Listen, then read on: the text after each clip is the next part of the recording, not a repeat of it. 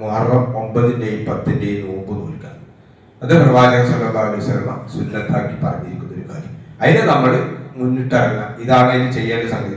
Ibn Abbas റളിയല്ലാഹു അൻഹു ഉദ്ധരിക്കുന്ന ഹദീസിൽ കാണാൻ സാധിക്കും. അന്ന റസൂലുള്ളാഹി സ്വല്ലല്ലാഹു അലൈഹി വസല്ലം സാമ യൗമ ആശൂറ.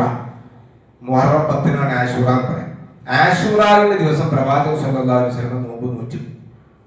അമറ ബിസിയാമി, നോമ്പ് നോക്കാൻ വേണ്ടി പ്രവാചകൻ സല്ലല്ലാഹു അലൈഹി വസല്ലം കൽപ്പിക്കുകയും ചെയ്തു.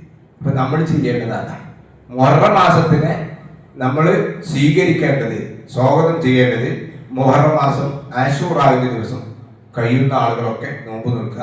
നമ്മൾ സ്ത്രീകൾക്ക് മാത്രം ഇത് വിട്ടുകൊടുക്കരുത്. ഈ സുന്നത്ത് നോമ്പുകളൊക്കെ പൊതുവേ എന്താണെന്നുണ്ടെങ്കിൽ അത് സ്ത്രീകൾക്കുള്ള ഒരു നോമ്പാണ് എന്നുള്ള ആളുകളുടെ ഒരു ധാരണയുണ്ട്. അത് ഒഴിവാക്കിയിട്ട് നമ്മൾ നമ്മുടെ കഴിവുള്ള ആളുകളൊക്കെ, കാര്യമായിട്ട് പ്രയാസങ്ങളില്ലാത്ത കഠിനമായ ജോലിക്ക് പോകാത്ത ആളുകളൊക്കെ സുന്നത്തുകളും നമ്മുടെ ജീവിതത്തിൽ കൊണ്ടുവരണമെന്ന് സൂചിപ്പിക്കാൻ റസൂലുള്ളാഹി സ്വല്ലല്ലാഹു അലൈഹി വസല്ലമയുടെ അവസാന വർഷം പ്രവാചകൻ സല്ലല്ലാഹു അലൈഹി വസല്ലം എത്ര കൂടി പറഞ്ഞു, ലൈൻ ബഖീതു ഇലാ ഖാബിരി, ഞാൻ അടുത്ത വർഷം ജീവിച്ചിരിക്കുകയാണെങ്കിൽ ലാസുമന്ന താസിയ, ഞാൻ മുഹറം മാസം 9-ന്റെ നോമ്പ് നോൽക്കുക തന്നെ ചെയ്യും.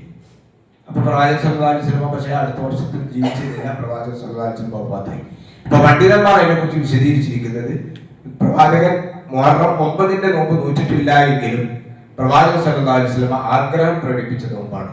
അതുകൊണ്ട് മുഹറം 9-നും 10-നും ഈ സുന്നത്ത് നോമ്പുകൾ നോക്കാൻ വേണ്ടി നമ്മൾ ശ്രദ്ധിക്കുക.